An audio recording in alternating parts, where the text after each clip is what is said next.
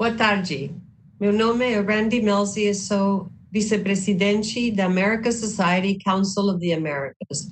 É um prazer dar as boas-vindas a todos vocês ao painel da Women's Hemispheric Network, Mulheres em STEM, Ciência, Tecnologia, Engenharia e Matemática.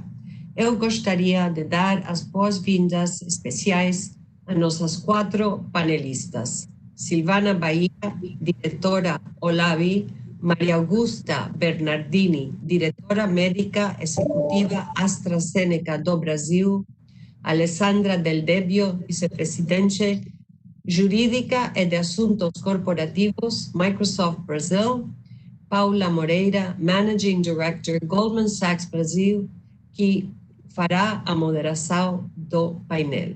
Também gostaria de agradecer aos nossos patrocinadores, Goldman Sachs, WHN Series Sponsor, American Tower, AstraZeneca, Medtronic, Microsoft. Este Webex está sendo gravado e estará disponível on demand em nosso site após o evento. Silenciamos o áudio de todos, exceto o das panelistas. Pedimos que mantenham seus microfones no mudo para minimizar qualquer ruído de fundo. Se você tiver alguma pergunta ou comentário, escreva para Diogo Ide pelo chat do Webex e lhe chamaremos para fazer sua pergunta. Ligue a câmera e ative o som do microfone quando for sua vez de fazer sua pergunta. Com isso, passo a palavra à nossa moderadora, Paula. Seja bem-vinda. Obrigada. Muito obrigada, Randy. Muito obrigada ao American Society and Council of Americas pelo convite para estar aqui hoje à tarde com vocês. Queria dar uma boa tarde a todos que nos assistem, as minhas colegas panelistas aqui hoje. É uma honra muito grande para mim e para a Goldman Sachs fazer parte de um painel de líderes e tão relevante de mulheres apaixonadas pelo tema de diversidade na indústria de STEM, ciência, tecnologia, engenharia e matemática. Então, eu gostaria de começar aqui a nossa tarde, começando com uma pergunta mais do lado pessoal, para Maria Augusta Bernardini, que é diretora médica da AstraZeneca no Brasil, para nos contar um pouquinho sobre a sua história, o que a levou a essa escolha de carreira e que desafios você encontrou entrando numa indústria com poucas mulheres. Bom, boa tarde, Paula, boa tarde a todas as panelistas, a organização e a todos os presentes aqui virtualmente conosco nessa grande iniciativa de trazer um pouco dessa discussão de mulheres nas áreas de STEM. Bom, em nome da AstraZeneca, eu gostaria de agradecer essa oportunidade de participar e representar um pouco as mulheres, principalmente na área de ciência, que é a que eu tenho maior propriedade para poder contar um pouquinho a minha história. Bom, eu sou médica, então eu escolhi a medicina como carreira exatamente por ter uma afinidade única com a ciência, em especial a saúde, né, dentro de um propósito pessoal meu de cuidar. E quando eu entrei nessa carreira, o momento de escolha, eu não senti nenhuma barreira relacionada diretamente a gênero que pudesse ter me impactado num primeiro momento. Até que durante o curso, quando ele de fato começou, e após os 3 primeiros anos, que é a fase então que se iniciam os contatos práticos com os pacientes, eu comecei a perceber então que existiam diferentes modelos aí profissionais e diferentes possibilidades de carreira para homens e mulheres. Então, primeiro impacto aí da questão de gênero na carreira, em especial quando a gente fala dentro da área de medicina, em diferentes especialidades, seguir uma carreira acadêmica ou até uma carreira assistencial, né? Na carreira acadêmica, por exemplo, dentro da universidade que eu cursei, as professoras titulares mulheres eram muito poucas nesse cenário, e não faz tanto tempo assim, tem alguns algumas décadas, poucas décadas, e algumas delas, as que chegavam lá, traziam até de uma forma bem contundente na sua história de vida que em muitos momentos elas abriram mão até da vida pessoal, da maternidade para chegar e atingir o nível que elas estavam numa livre docência, por exemplo. E quando a gente fala das especialidades dentro da área médica, por exemplo, haviam ainda algumas que não permitiam mulheres, como urologia, neurocirurgia, e para mim realmente foi um grande impacto perceber que o fato de eu ser mulher, em alguns momentos, estava me proibindo, estava fechando algumas portas que essas portas não tinham sido fechadas se fosse homem, ou não teria nenhuma restrição se eu fosse homem. E dentro dessa jornada, não por acaso, eu acabei escolhendo uma carreira, uma especialidade que trata de mulheres, então eu fui para ginecologia e mastologia, muito por essa identidade que eu já trazia em relação à atenção da mulher, promoção de saúde.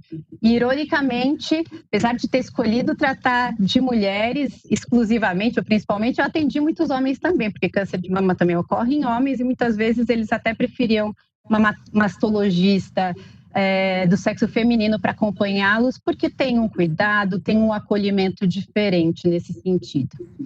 E depois de anos na prática clínica de consultório, eu migrei a minha carreira para a indústria farmacêutica, buscando outros objetivos, em especial a questão de desenvolver pessoas, em trabalhar com times de uma forma diferente no impacto da saúde.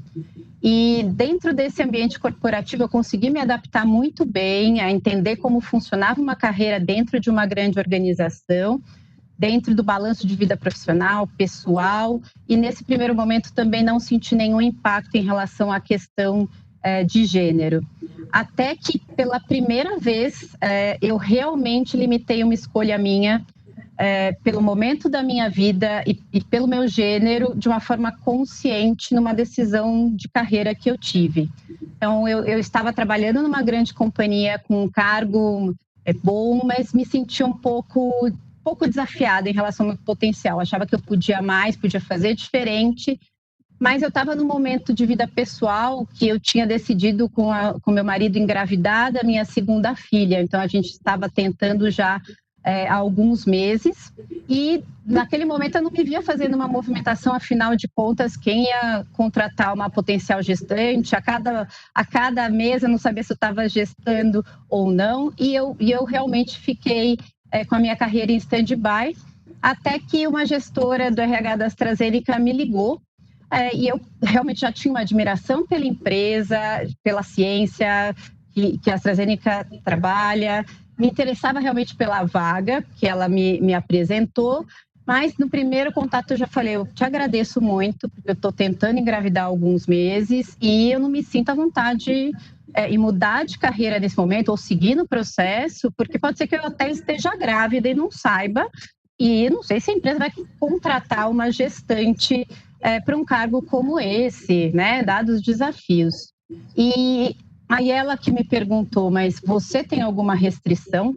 Porque aqui a gente não tem restrição nenhuma. Você pode vir para cá, a gente está interessada na profissional, vem para cá engravidar com a gente, isso não é uma restrição para nós.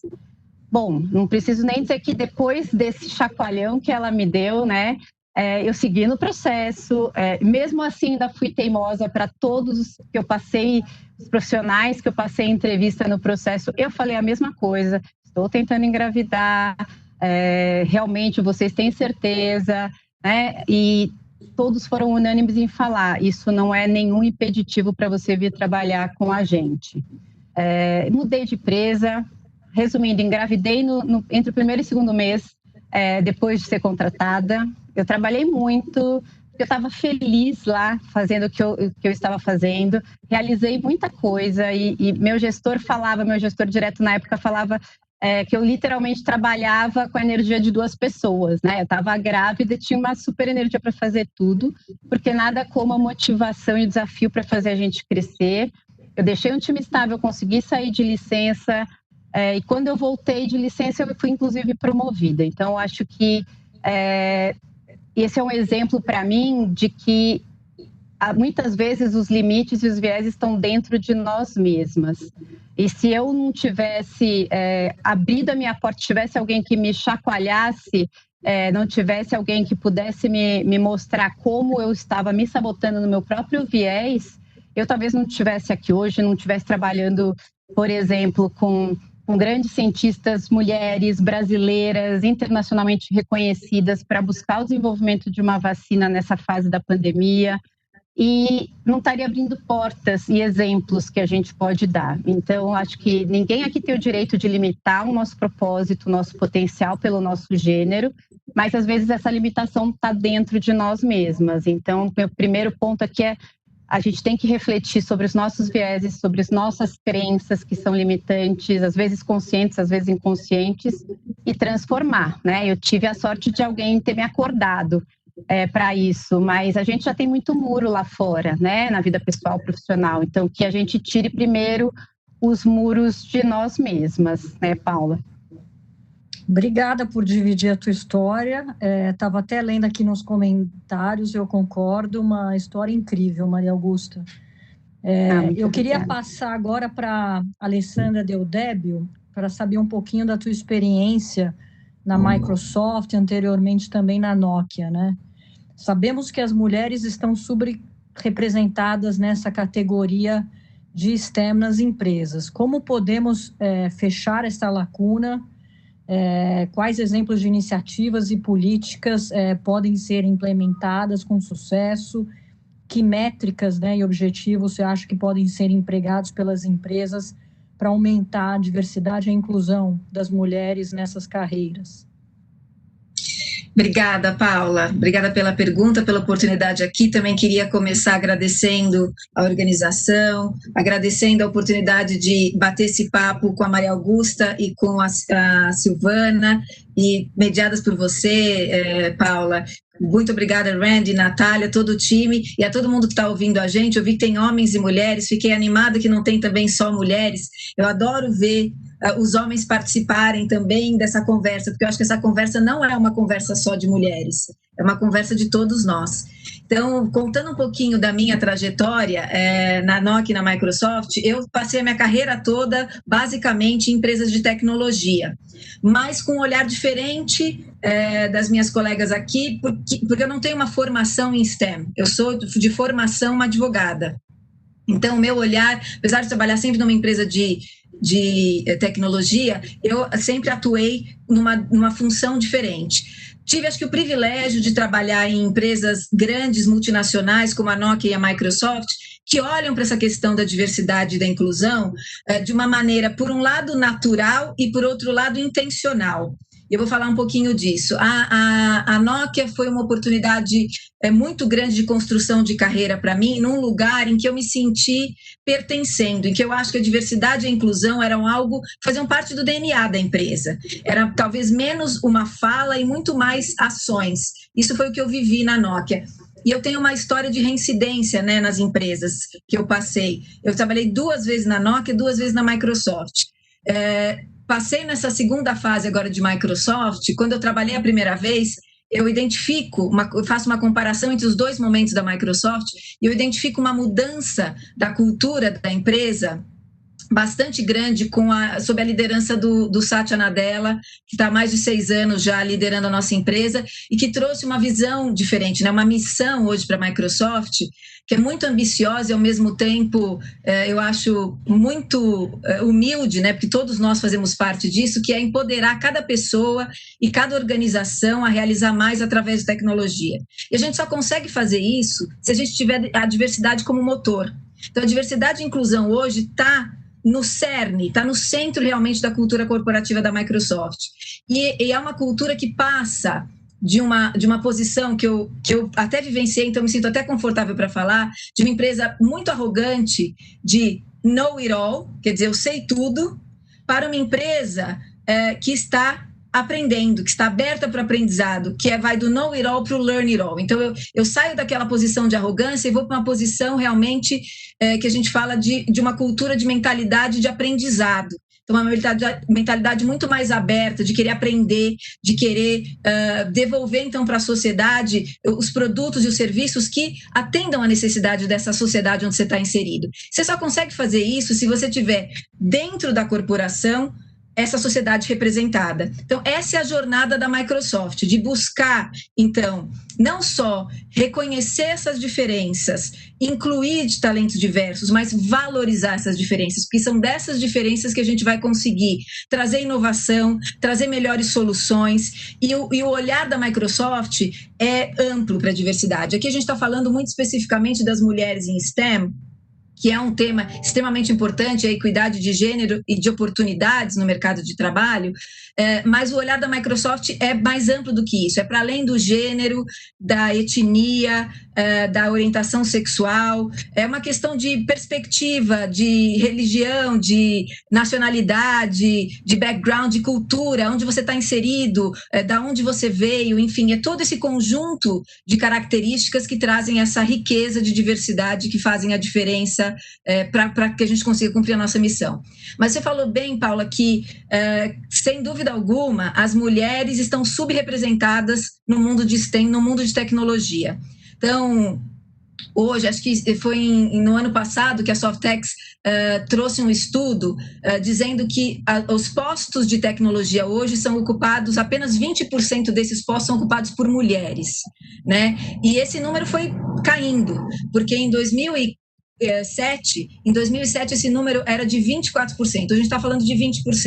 Se a gente for olhar para a área de educação, que é onde a gente precisa olhar, porque é o começo de tudo, a esperança de tudo, da gente conseguir, então, gerar o pipeline, atrair o interesse das meninas e mulheres pela tecnologia, pela ciência, pela matemática, superando os estereótipos. Eu acho que muitas de nós aqui viveram, né, que matemática, ciência é mais coisa de menino, é o de homem, e humanas é mais de mulher, enfim. Mas eu acho que hoje os números, inclusive, mostram, infelizmente, essa realidade também na área educacional. Um dado da Unesco do ano passado também, com relação à educação de mulheres e meninas, mulheres na tecnologia, diz que hoje, no mundo todo, a gente tem 30% de mulheres estudando nessas áreas de ciências, matemática, enfim, STEM, como a gente está falando aqui. A gente precisa mudar esse cenário. Então, a gente precisa mudar esse cenário gerando mais pipeline, indo desde esse lugar da educação, e para a gente fazer isso, a gente precisa atrair. Eu vou colocar um pouquinho das perspectivas do que a Microsoft vem fazendo para acelerar essa mudança. Então, a gente tem algumas iniciativas que a gente começa com meninas em escola primária mesmo, básica, né? Educação básica. A gente tem um programa que anualmente a gente faz aqui no Brasil e faz no mundo, que chama Eu Posso Programar para Meninas. Então, a gente convoca nas redes sociais meninas que tenham interesse em conhecer um pouco do código, da linguagem de código, linguagem de programação. E acreditem se quiser, eu não sou uma menina há muito tempo, mas eu sou uma mulher que não venho dessa área. E fiz um desses cursos da Hora do Código. E se eu conseguir fazer, essa é a mensagem que a gente tem que passar. Todo mundo consegue realmente fazer e se interessar. Então, é uma das iniciativas que a gente faz. A gente tem outras, a DigiGirls é uma outra que a gente fez também em 2019, no início. A gente traz um executivo de fora da Microsoft e vem com uma perspectiva de falar de diversidade, de carreira. Né? No último ano, a gente trouxe o Neil Suggs, que é um afro-americano, que contou um pouco do olhar de diversidade, da perspectiva dele, compartilhou também todos esses aprendizados em tecnologia. A gente faz workshops no nosso centro de treinamento aqui em São Paulo. Mais recentemente, mesmo na pandemia, a gente conseguiu, entre maio e junho, capacitar 4.000 mulheres. A gente fez 15 aulas online gratuitas, colocamos todo o nosso conteúdo, desde o mais básico, né, de capacitação em habilidades digitais, até cursos mais complexos, de inteligência artificial, cientista de dados. A gente colocou à disposição, foram 15.000 inscritas, inclusive mais de 300 pessoas de fora do Brasil, que participaram e a gente certificou 4.000 mulheres em tecnologia durante esses 2 meses. Então, trabalhando nessa capacitação, na educação, atraindo, né, despertando essa paixão pela tecnologia, essa é uma das iniciativas. Olhando para dentro da empresa, a gente tem hoje um compromisso de ter uma mulher finalista em todos os nossos processos de seleção, porque a gente percebe, e não é aqui para forçar a mão e contratar a mulher, não é isso. A ideia é que se a gente não for um pouco mais intencional, a gente percebeu como empresa, e a gente acha que os números aí fora mostram, que se a gente não tiver mais esse olhar intencional de dar essa oportunidade, de realmente chamar as mulheres para participarem desses processos de seleção e darem essa oportunidade, a gente não vai conseguir mudar muito esse cenário a curto prazo. E essa é uma iniciativa de atração de talentos, né? Mas a gente também tem as nossas iniciativas de retenção. Para que as mulheres permaneçam e façam essa jornada, essa carreira, esse crescimento, esse desenvolvimento, elas precisam entender que elas têm oportunidades de crescimento na empresa, elas têm chance de ser promovidas, a despeito até do que a Maria Augusta falou, que antes era um entrave, né? Você engravidar era uma barreira, muitas vezes, para uma promoção, para uma ascensão na carreira. Então, toda essa realidade, felizmente, está mudando com o exemplo que a Maria Augusta trouxe aqui para a gente, mas também com outros exemplos, e dentro da Microsoft, hoje a gente faz uma seleção de algumas mulheres nessa área técnica que estão no nível de gerência médio, já estão prontas para ir para essa área de liderança. Muitas vezes falta uma ou outra questão de desenvolvimento, e a gente faz um programa muito ostensivo, com mentorias externas, coaching, para que ela tenha realmente essa oportunidade de se tornar uma líder dentro da Microsoft. Então, acho que essa é a jornada de capacitação, de atração de talentos e de retenção desses talentos, para que a gente consiga mudar esse cenário. Obrigada, Lê. Queria passar agora para a Maria Augusta também complementar aí com ideias nesse campo de iniciativas, políticas e métricas. Obrigada, Paula. Acho que dentro da AstraZeneca a estratégia é realmente uma estratégia global e robusta de diversidade e inclusão como um todo. Esse é um pilar fundamental para nós em termos não só de sustentabilidade, mas como a própria empresa mantém a inovação, a criatividade para poder desenvolver os tratamentos que a gente desenvolve, buscando a qualidade de vida e entendendo que o nosso perfil de colaboradores tem que refletir a diversidade da nossa comunidade e dos pacientes que a gente quer ajudar.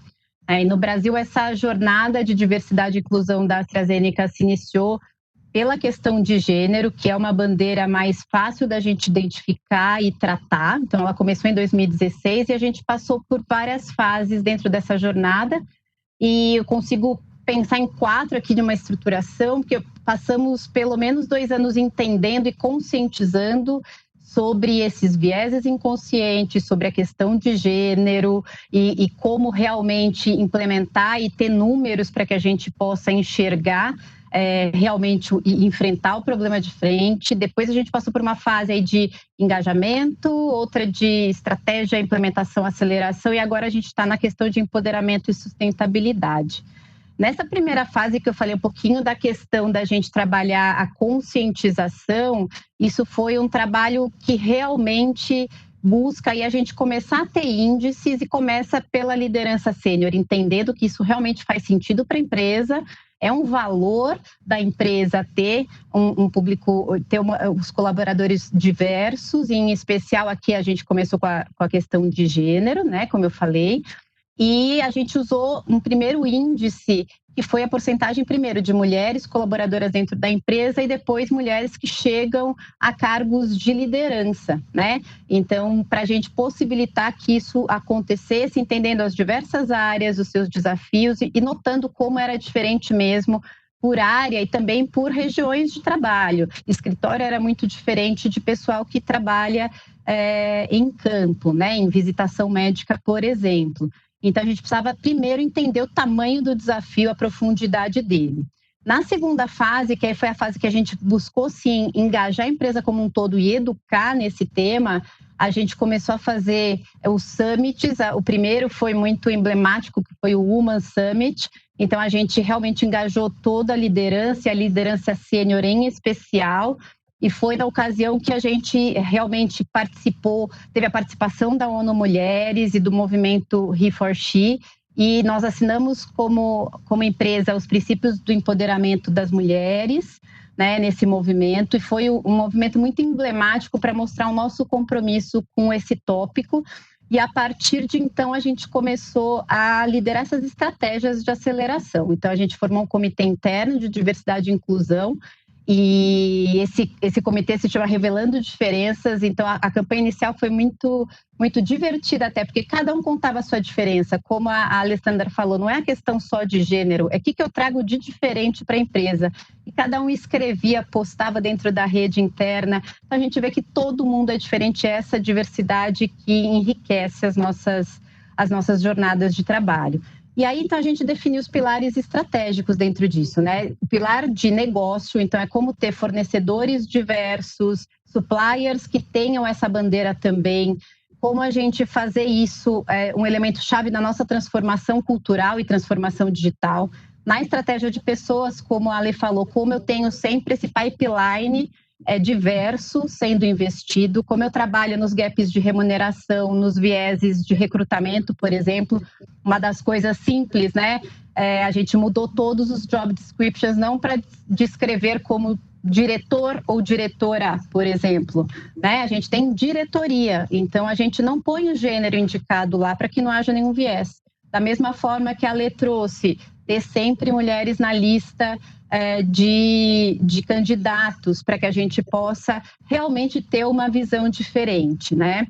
E, além disso, toda questão de transformação cultural e de liderança. Então, como a liderança tem que se transformar para ser uma liderança inclusiva, trabalhar numa cultura também de speak up, que é falar o que incomoda, mostrar onde estão as diferenças, principalmente quando a gente está falando aqui de diferenças e vieses que muitas vezes podem gerar bullying, pode gerar algum tipo de assédio. Então, a gente tem que dar esse ambiente de segurança para que os colaboradores possam estar à vontade de falar sobre o tema. E depois trabalhando também, não só para dentro, mas trabalhando para fora, né? Toda a estratégia com a sociedade, e um dos programas que eu trago aqui, além dessas ações comerciais, que a gente faz no sentido de também favorecer os fornecedores que tenham essa bandeira e que tragam planos estruturados, a gente tem um programa que é o Adolescente Saudável. Então, a gente foca nas meninas, adolescentes que estão nessa fase de escolha da jornada, empoderando essas meninas para que elas possam, sim, se desenvolver, dando treinamentos, capacitações,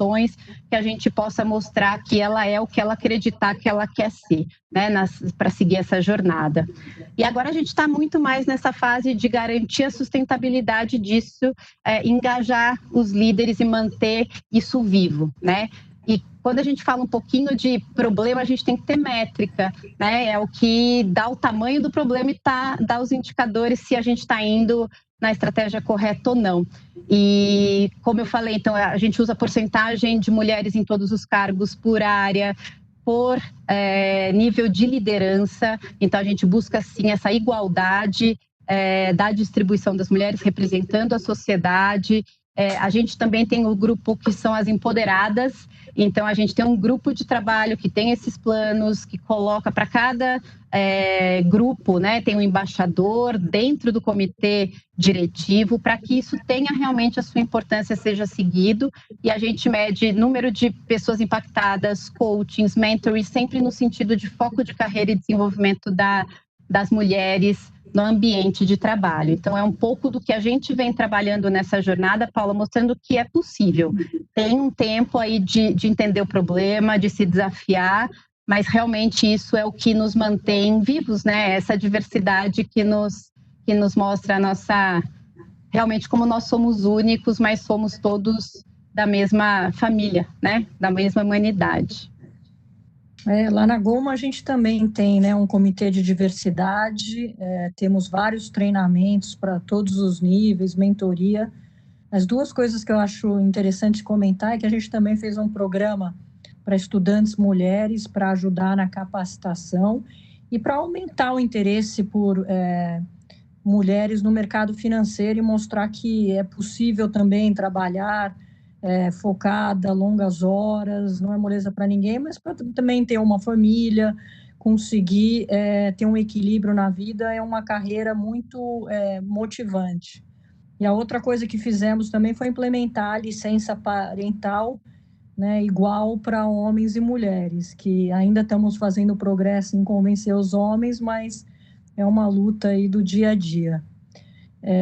Bom, eu queria passar agora um pouquinho para a Silvana Bahia. Como a Randy apresentou, a Silvana é co-diretora executiva da ULAB, coordenadora da Preta Lab. Silvana, queria te perguntar quanto conhecido, né, em nossa sociedade é esse conceito de viés inconsciente que a gente falou um pouquinho antes, que efetivamente acaba atrapalhando a contratação e a promoção de mulheres ou outras minorias. Oi, Paula, boa tarde. Boa tarde, Maria Augusta. Boa tarde, Alessandra. Muito bom estar com vocês aqui. Bom, na verdade, eu acho que os vieses que a gente encontra nesses processos seletivos e que afastam, né, em geral, minorias desses espaços, eles são vieses que, na verdade, eles já estão presentes na sociedade como um todo, né? Uma ideia de estrutura mesmo, né? A sociedade é estruturada dentro, né, dessa cultura machista e também racista, né? Então, principalmente quando a gente está falando de um país como o Brasil, onde mais de 50% da população é negra e que não está representada, né? Não ocupa de forma expressiva lugares assim como a STEM, né? Como as áreas de ciência, tecnologia, engenharias e matemática.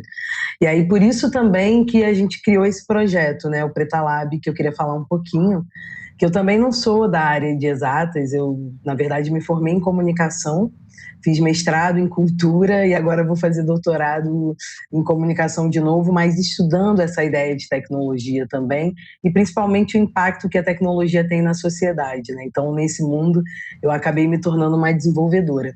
Mas por que eu caí nessa história, né? Em 2014, eu fiz uma oficina e eu sempre achei que eu não tinha capacidade de programar, porque eu achava assim, sei lá, eu sou uma pessoa da área de humanas, né? Eu não vou entender nada sobre essa ideia de códigos, etc. Mas eu fiz uma oficina que tinha um recorte específico, uma metodologia para ensinar mulheres a programar. Eu não sabia, mas aquele dia ali mudou a minha vida, assim, porque aquilo me deu tanta força, tanta coragem de, cara, eu sou capaz de... Eu estava fazendo um site, assim, bem simples, estava aprendendo a fazer um site bem simples e comecei a entender um pouco mais de tecnologia e vi que esse universo era, de fato, um universo bem amplo e cheio de possibilidades, né, também. E via muito acompanhando os coletivos de mulheres em São Paulo, principalmente, sobre a discussão de gênero e tecnologia, que é uma discussão super importante e que a gente até hoje não conseguiu, né, como bem colocou a Maria Augusta e a Alessandra, a gente não conseguiu reduzir esse gap, mas a gente já diminuiu bastante. E eu fiquei pensando sobre as mulheres negras, né? Porque se ser mulher numa área dessa já é tão difícil, né? Imagina para a mulher negra que também, além de lidar com machismo, tem que lidar com racismo sobreposto. E então eu quis criar um projeto que empoderasse, que estimulasse, que qualificasse mulheres nessa área de tecnologia, principalmente mulheres negras. E aí, porque isso tem muito a ver com a minha trajetória, mas também porque quando a gente olha para a população brasileira, né, as mulheres negras representam mais de 28% da população. Isso significa, aí, por exemplo, mais ou menos 60 milhões de pessoas. E eu fui atrás de dados no primeiro ano do projeto, do Preta Lab, em 2017, que dessem conta aí dessa interseccionalidade entre gênero e raça nesse universo. E aqui nos Estados Unidos eu achei um dado que dizia que apenas 4% das startups em tecnologia são lideradas por mulheres.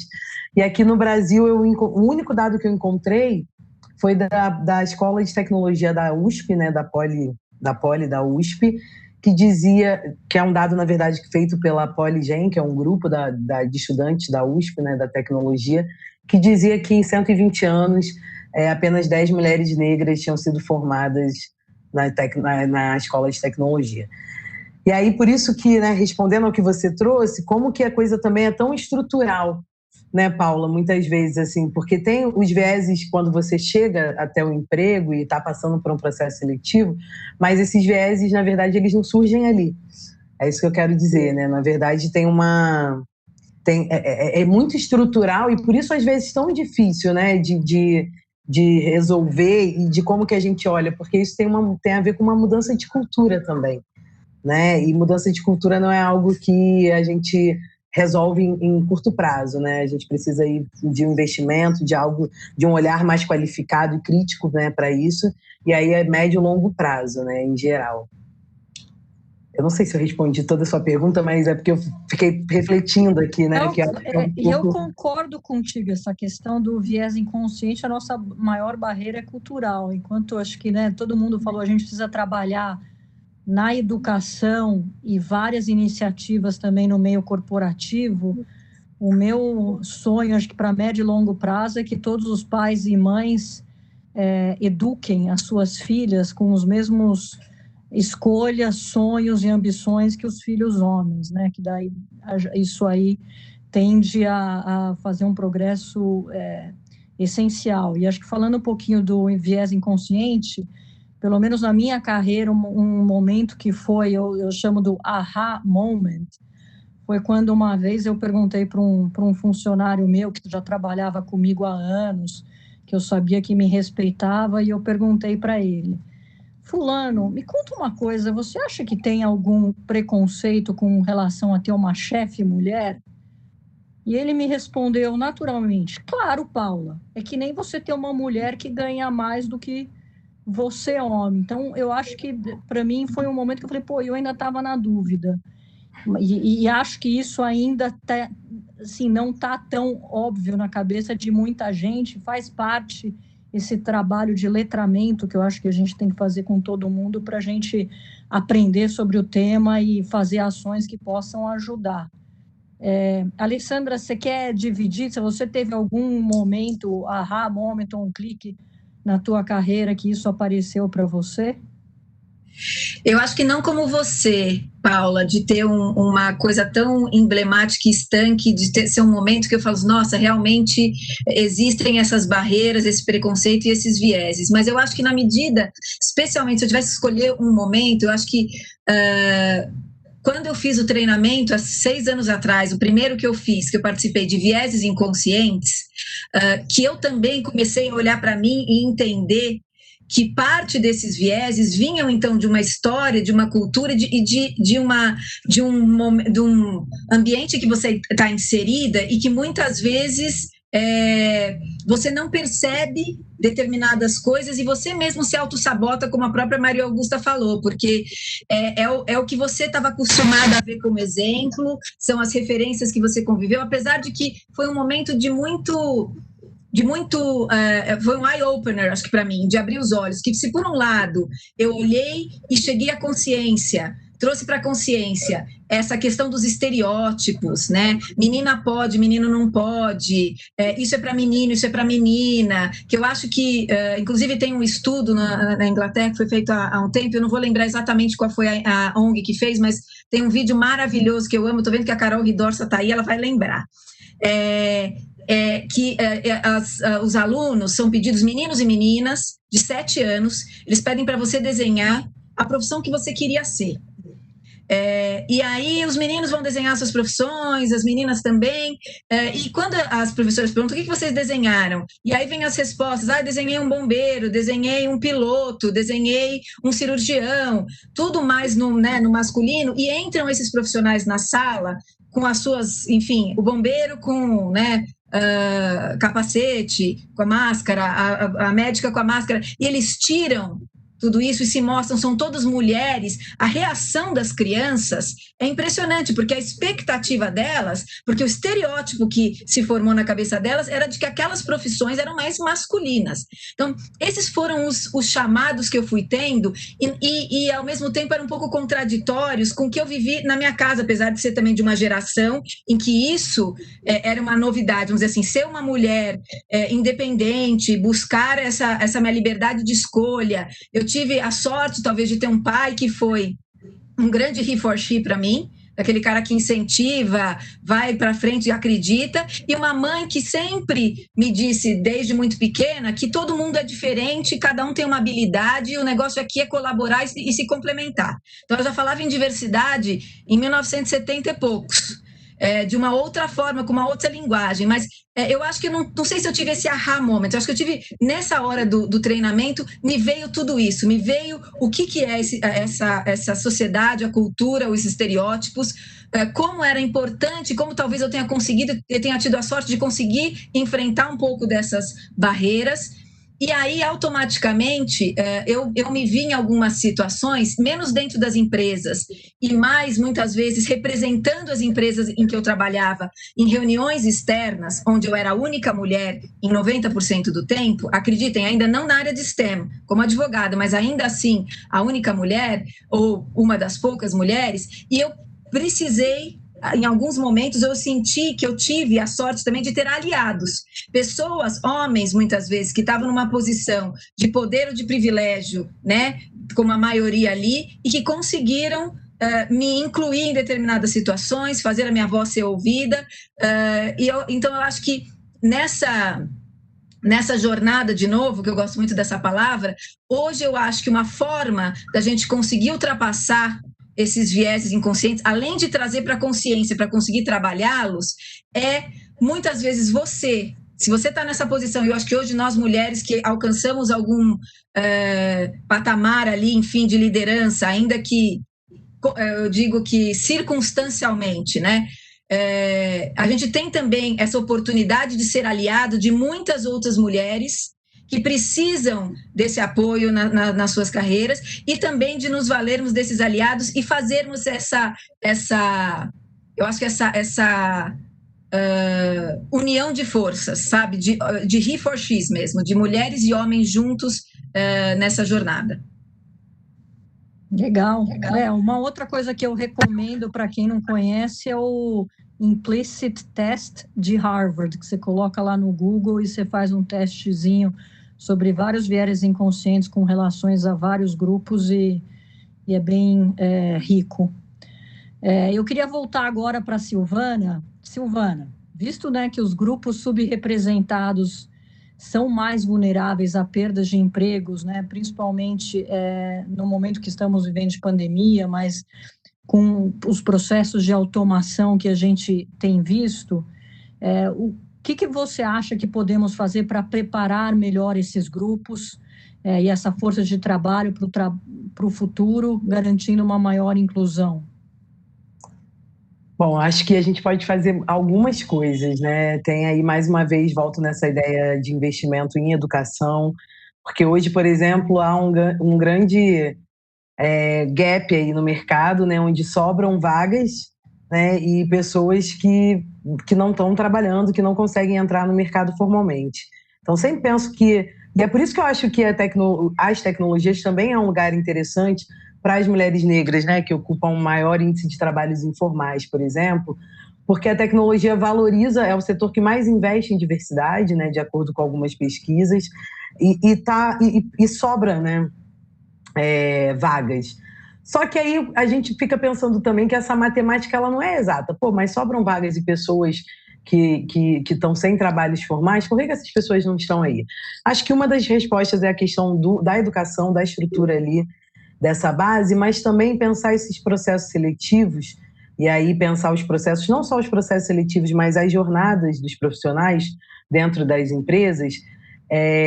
Vocês talvez, né, que estão dentro do mundo corporativo, entendam melhor que eu sou sociedade civil, organização de sociedade civil, mas contratar e demitir custa caro, né? E como que a gente faz para reter esse profissional, né? Eu acho que um dos caminhos é pensar essa jornada, né? Porque eu acho que não dá para gente, e aí não é uma questão de querer ser meritocrata ou de querer ser assistencialista, mas eu sempre gosto de me perguntar se a gente cobra, né? Imagina, uma pessoa que está fazendo um processo seletivo, trabalha numa mesma empresa, 2 homens, né? Vamos dizer assim, um que trabalha mora perto do trabalho, que fez intercâmbio e saiu da universidade, fez mestrado, fez doutorado, sempre teve acesso a aprender um monte de língua, é solteiro, não tem filhos, com uma pessoa que teve várias lacunas na sua educação, que não fez nenhum intercâmbio, que demora 3 horas para chegar no trabalho. Não é sobre medir a capacidade de quem sabe mais ou quem sabe menos, mas entender também que a estrutura e que a jornada, ela tem que ser pensada de uma forma diferente, né? Eu sei que isso é um desafio para as corporações, mas eu tenho pensado e estimulado essa conversa com alguns líderes também, porque, inclusive, eu acho que para a gente pensar em diversidade, para a gente pensar em inclusão, a gente tem que entender que diversidade não é algo que vem pronto, né? Isso é construído, isso é processo e depende de muita boa vontade, investimento e que, claro, tem impacto nos lucros, mas sair também um pouco dessa lógica assistencialista e pensar como que a gente sobe alguns degraus para que as pessoas possam, de fato, exercer as suas competências, né? Então, eu acho que pensar um pouco também essa jornada de uma forma diferenciada, porque não adianta a gente falar, eu quero mulheres aqui, eu quero pessoas negras aqui, eu quero, sei lá, pessoas trans na minha empresa, e a gente achar que o percurso delas vai ser igual, né? Eu acho que a gente precisa se esforçar um pouco nesse lugar também, assim. Obrigada, Silvana. Olha, eu tenho aqui várias outras perguntas, mas estamos recebendo aí da plateia e queremos deixar um tempinho reservado para elas. Eu queria pedir para a Diana Gertrudes abrir o microfone e fazer a primeira pergunta aqui para o nosso painel.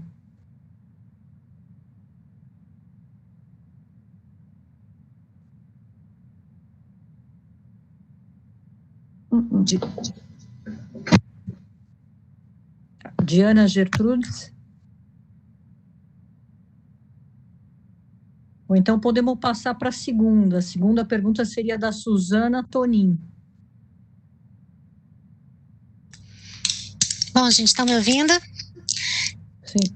Bom, primeiro, boa tarde. Agradeço aí, Paula, Alessandra, Silvana, pela essa divisão aí de experiências. Talvez, assim, só para posicionar, eu venho dessa área técnica, eu sou engenheira e migrei para humanas depois. Então, hoje eu trabalho com a área de humanas, mas eu venho dessa área técnica de formação.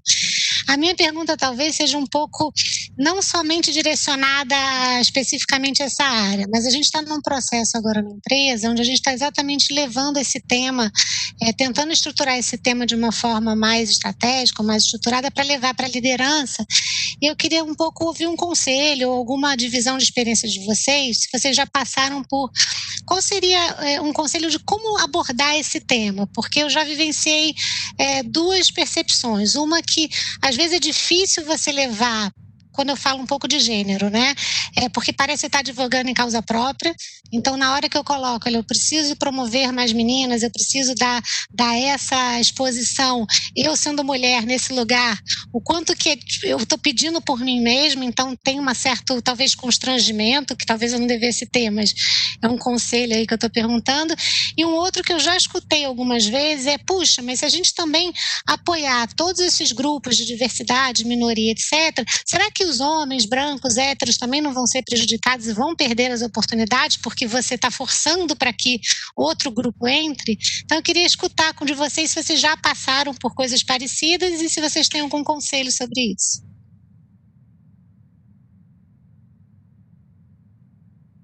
Suzana, posso começar, então?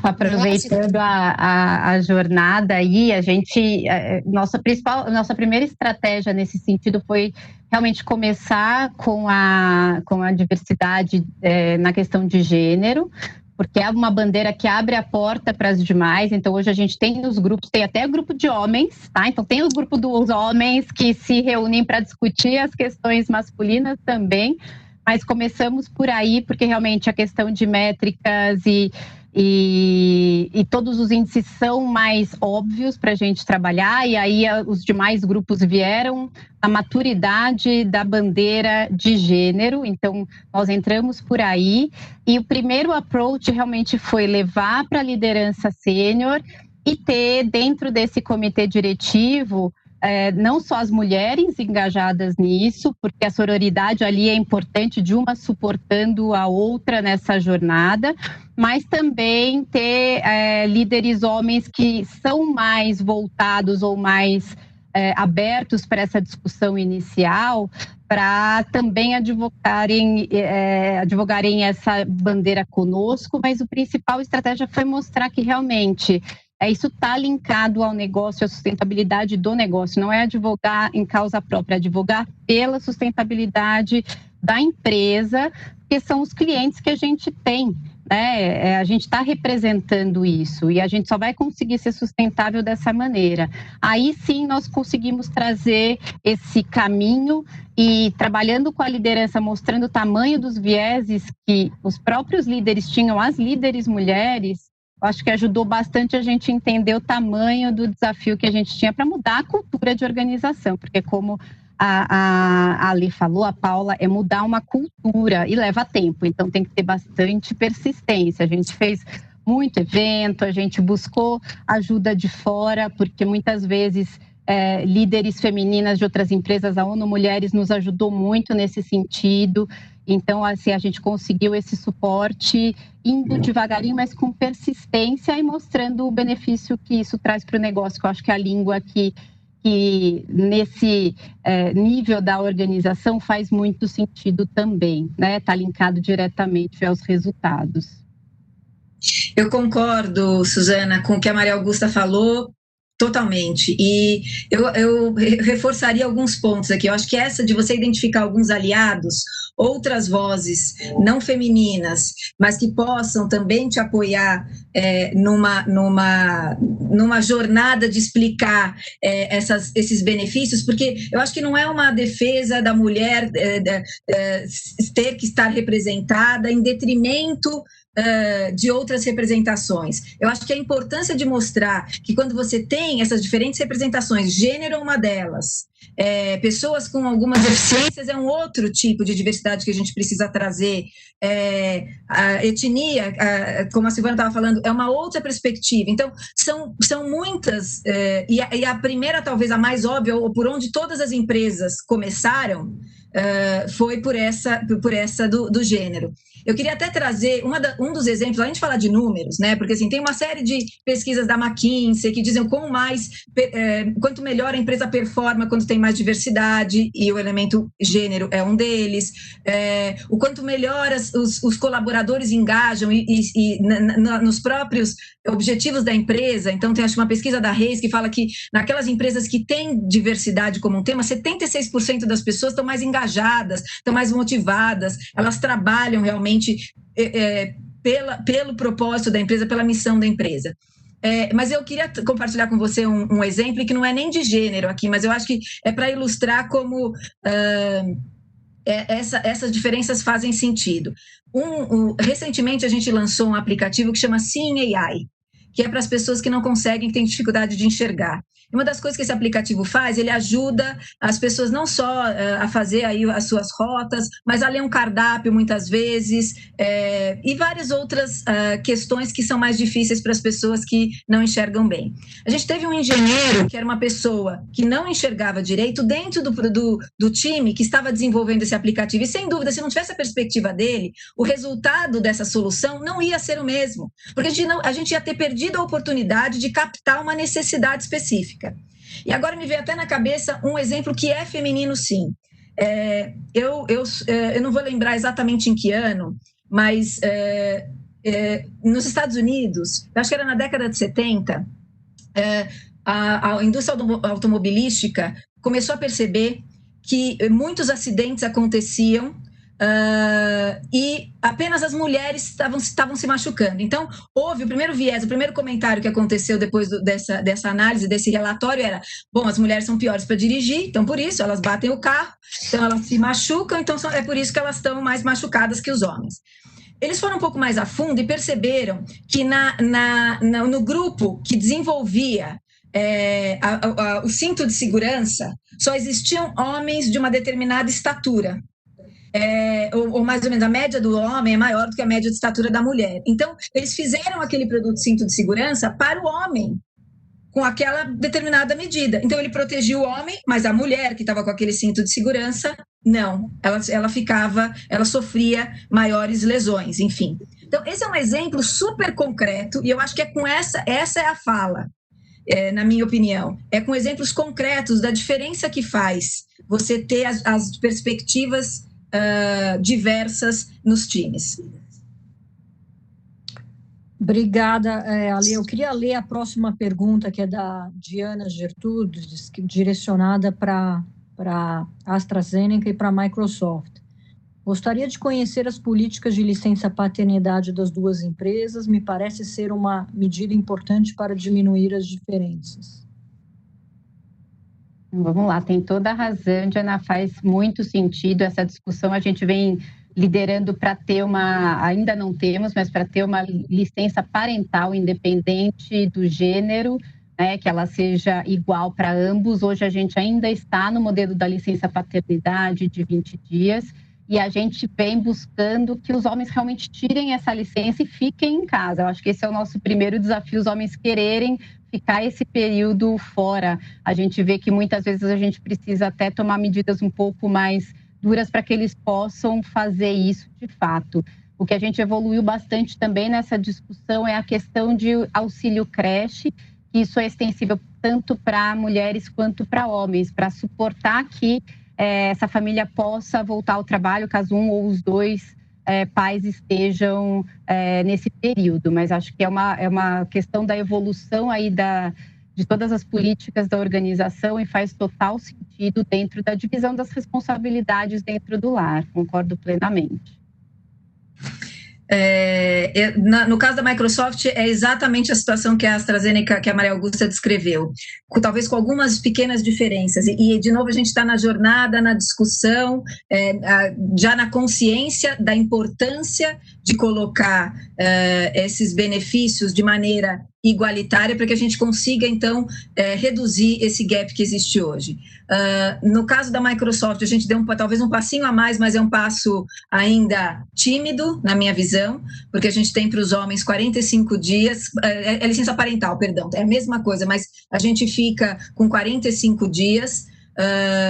Também vale se você é adotivo, se você adotou, se você gerou o filho, é independente, o benefício é extensivo, mas a gente não chegou ainda nos 4 meses ou nos 6 meses que hoje vale para a mulher. E uma grande discussão que a gente tem lá dentro, inclusive com os homens, e essa provocação mesmo, é o desconforto que eles têm de ser cogitada uma licença igual para eles, porque eles falam que eles não vão tirar essa licença, eles não vão ficar em casa durante esse período todo. Então, mais interessante, tem um lado assim, às vezes interessante da construção e desse olhar e dessa mudança que a gente tem falado cultural mesmo, que só vai acontecer com o tempo, com essas provocações. Eu acho que tem muitas empresas que avançaram bastante mais do que a Microsoft nesse cenário, que a gente se espelha e troca muita experiência, mas me chama muita atenção nas conversas o desconforto dos homens em receber esse benefício. Bom, acho que a gente pode estender aqui mais uns minutinhos para conseguir responder mais perguntas. Eu queria pedir agora para a Júlia C. tirar do mudo e fazer a próxima pergunta. Oi, Paula. A minha pergunta era muito semelhante a essa que acabou de ser respondida, né, sobre essa licença parental igualitária. Eu achei, assim, super interessante. Eu não sabia que já existiam empresas implementando esse tipo de política, me surpreendeu. Então, o que eu queria perguntar, já que já foi falado da questão da mudança de mentalidade, a questão cultural, até a questão de como os homens são vistos perante os seus colegas, né? Eles podem sofrer questões de bullying, até dentro da própria família, né? Porque é uma situação que realmente eles têm dificuldade, se recusam a exercer. Eu queria, se vocês puderem compartilhar um pouco de como foi feita essa abordagem do ponto de vista econômico, financeiro, para que essa política fosse implementada, porque a gente também está falando aí de custos, né? Quando uma pessoa se afasta por um determinado tempo na organização. E eu tive uma experiência muito negativa numa empresa anterior, em que numa contratação para um cargo de nível médio, a gente tinha dois finalistas, um homem e uma mulher. A mulher levemente com mais vantagem em termos de capacitação e avaliação dentro do processo seletivo, porém o homem foi escolhido claramente com a justificativa de que nós não poderíamos correr o risco de ter uma mulher e ela engravidar, e isso foi falado assim, literalmente, e na minha frente, eu sendo mulher, e foi, assim, algo que foi tratado, desculpa, mas essa é a verdade, a gente tem que lidar com os fatos, né? E sem nenhum pudor, numa empresa muito grande que eu trabalhava. Então, eu queria entender um pouco como que foi essa defesa do ponto de vista econômico para promover essa licença parental igualitária.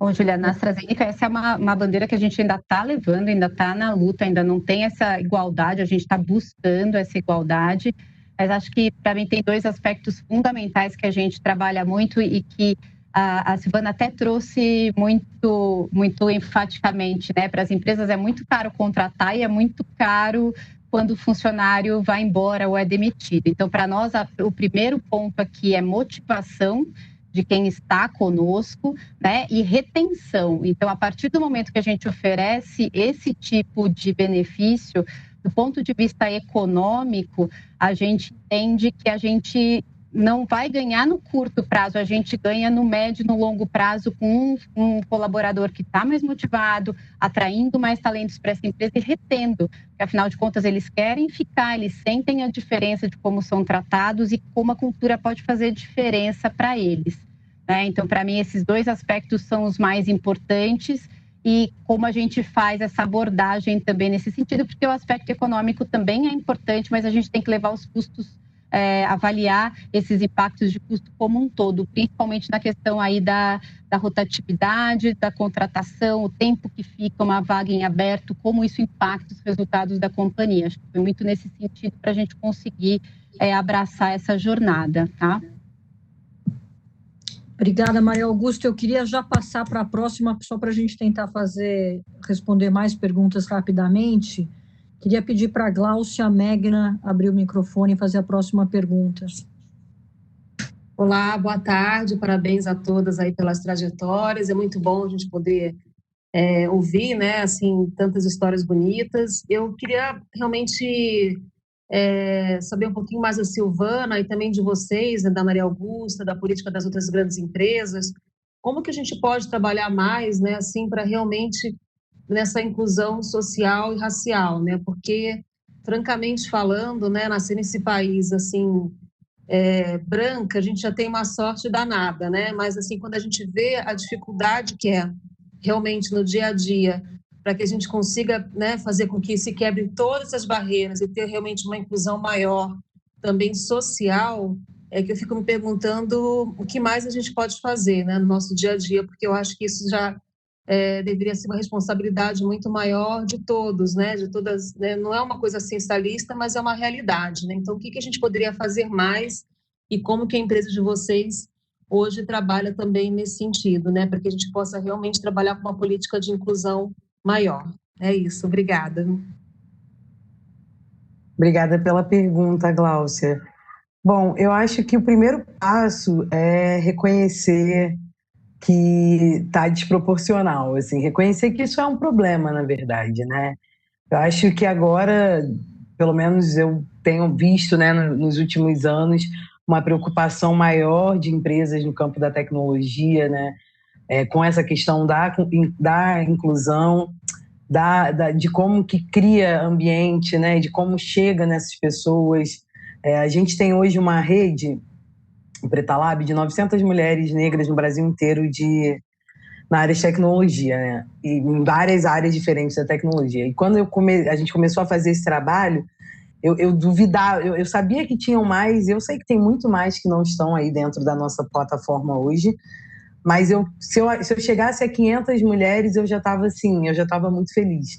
3 anos de projeto e a gente conseguiu mapear em 900 mulheres, ou seja, elas existem, né? Então, acho que é importante entender que isso é uma questão, né? Porque quando a gente entende que isso é um problema, a gente começa a trabalhar para criar algum tipo de solução. E aí tem um teste do pescoço que me ensinaram uma vez, e eu não sei se vocês conhecem, mas é uma coisa assim que eu acho que quando você aprende, você não consegue deixar de fazer, né? Que é entrar num ambiente, num espaço, e ver quantas mulheres tem naquele espaço, quantas pessoas negras e em qual posição essas pessoas estão, né? Então, acho que isso para dentro de uma empresa é olhar, cara, deixa eu ver meu time aqui, quantas mulheres tem, quantos negros tem no meu time, ou aonde estão os negros na minha empresa, né? Então, acho que quando a gente reconhece e adquire de fato essa consciência, a gente começa a trabalhar para criar estratégias aí de inclusão. Acho que sempre tem aí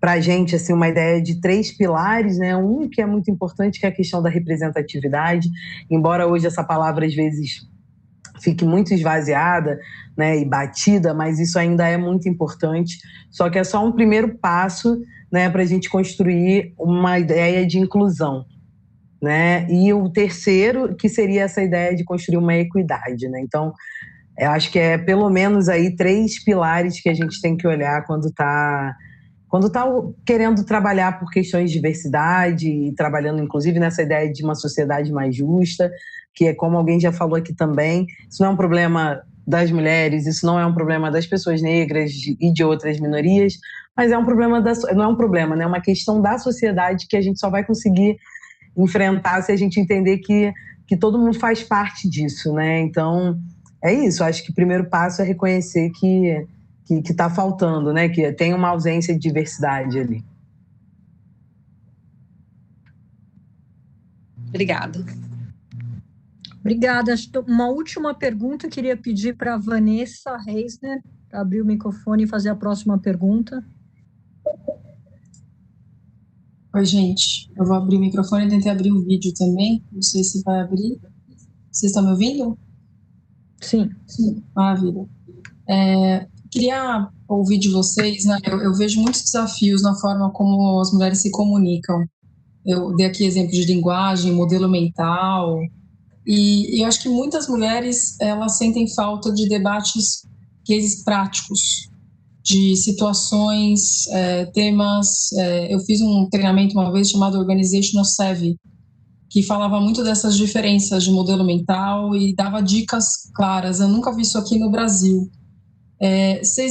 Como é que vocês veem isso? E vocês acham que isso é um tema relevante? E se vocês têm algum tipo de ação nas suas empresas para endereçar essa dor, que eu acho que é uma dor importante, né? Eu faço parte aqui do grupo de executivas do Itaú Unibanco e eu ouço muito isso das mulheres com quem eu tenho relacionamento, trabalho, networking e nos fóruns onde eu participo. Eu queria ouvir vocês. Obrigada.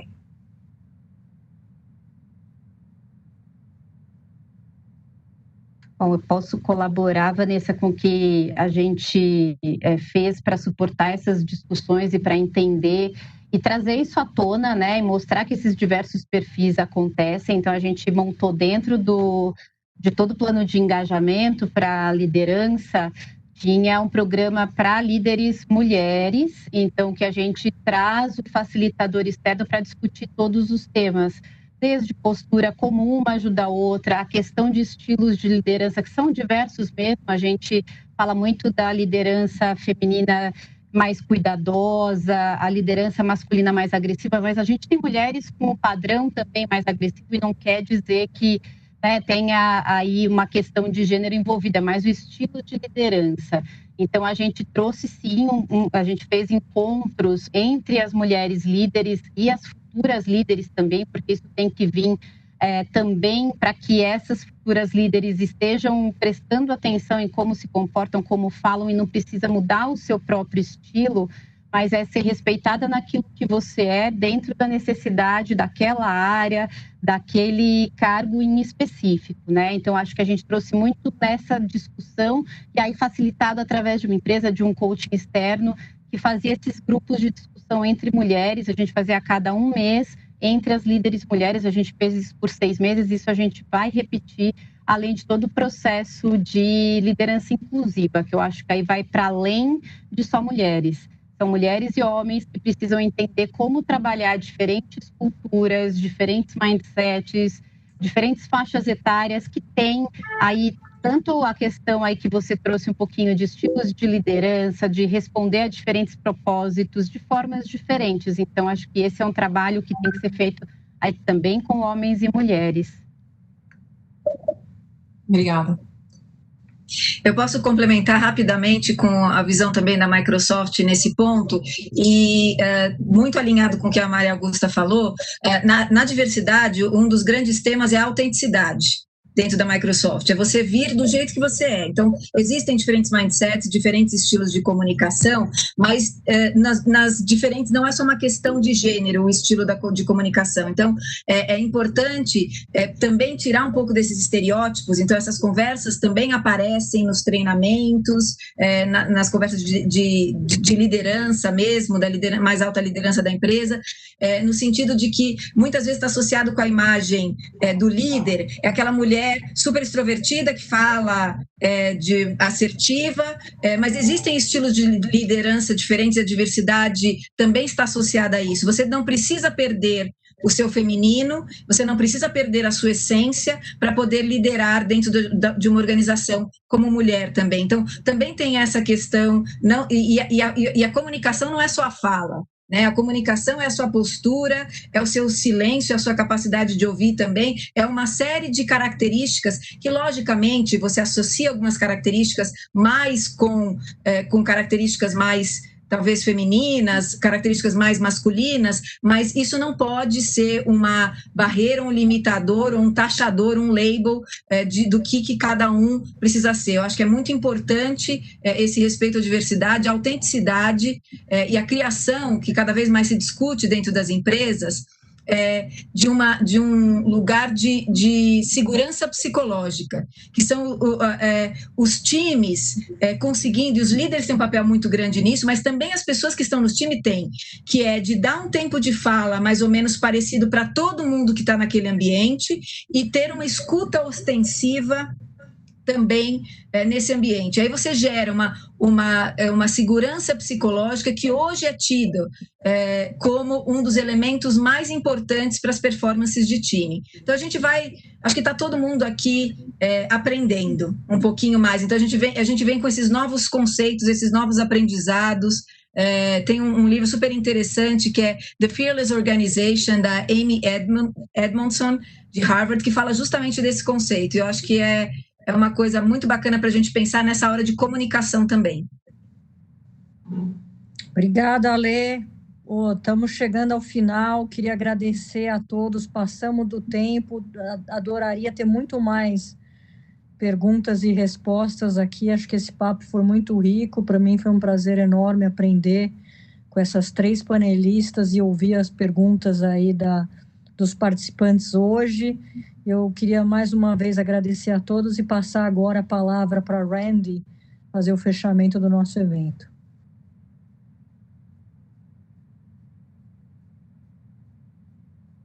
Randy, you're mute, Randy. Unmute the microphone, please. Randy? Sorry. Obrigada a todos e a todas pela participação, em especial as nossas panelistas e moderadora pela excelente conversa. Lembro que o próximo evento da nossa Women's Hemispheric Network será a edição regional nos dias 20 e 21 de outubro. Esperamos contar com a presença de todos. Boa noite e obrigada mais uma vez. Obrigada, boa noite. Tchau, tchau. Obrigada.